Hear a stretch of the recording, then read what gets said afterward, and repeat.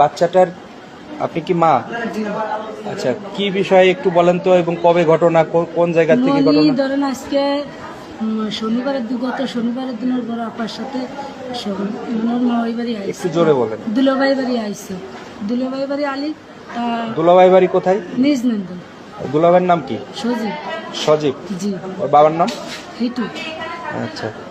তা আলিপর আজকে সকালে এমনিও আমার বড় মনি এই 4 মাস বিয়ে হয়েছে, 3 মাস বেশ ভালোই গেছে।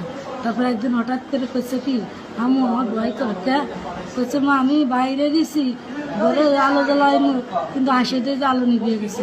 পর আমার পিছনটা জড়া ধরছে। আমি বলছি অনেক সময় অনেক কিছু হয়, হয়তো সজীব বউ থাকতেই পারে, তা এরকম কিছু না। তারপর মিয়া অনেক ভয় পায়, এবার অনেক বুঝো টুজো মনিরে পাঠাইছে, তাই মনিরে সাথে দিছে, খালি ভয় পায়। তা ধরুন একটা মেয়ে বিয়ে দেখতেই চায় না যে আবার ঘরে আনবো, আমরা হলাম গরিব মানুষ, তাই মনিরে দিছি সাথে। কিন্তু আজকালকে আমার মনির আসার কথা, আমার মনিরে একা ভয় পাই বলে আমি পাঠাইনি। আজকে 11টার দিকে ফোন দিয়েছে, ওর মা ওই ফোন দিয়েছে যে মনি এলো অসুস্থ, আসানতে একটু কি হয়েছে। আমি যা বাড়ি পার গেছি শুনি যে হাসপাতালে নিয়ে গেছে, হাসপাতালে যাই দেখে আমার মনি এইরকম। তারপরে ওর মা ওই ভর্তি করে তুই বলাইছে, আর নেই।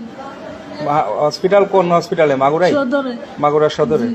মানে এই বাচ্চাটার যে বিষয়টা আপনারা কার দোষারোপ করতেছেন? দোষারোপ মনির শ্বশুরেরও করবো, মনির বোনেরও করবো। শ্বশুরের নাম কি? হিটু।